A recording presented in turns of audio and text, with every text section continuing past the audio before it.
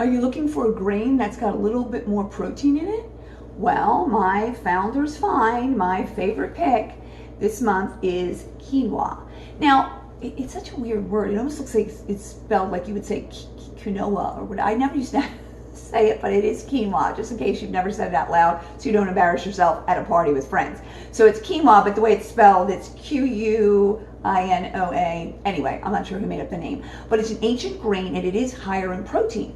So I have known about it for a while and I've eaten it, and a girlfriend of mine makes it, and she made it and she put it in like bone broth, and like, she's a real cook, right? I'm not.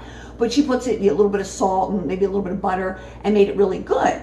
But I was like, oh, it's kind of a bit. But now a company called Earthy Grains, and there's other companies that have it, has quinoa mixed with other spices and just a little bit of brown rice. And it is delicious.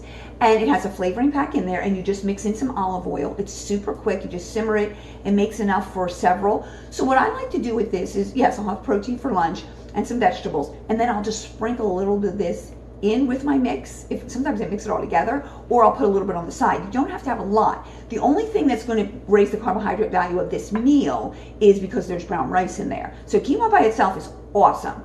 But just, I don't know, sometimes I feel like I want a little more, and if you're really craving more of a carbohydrate, it's not going to be like a potato, or it's not going to taste like rice. It's just, it has its own, has a good flavor, especially when it takes on the flavor of the other foods, or the broth, or whatever you cook it in.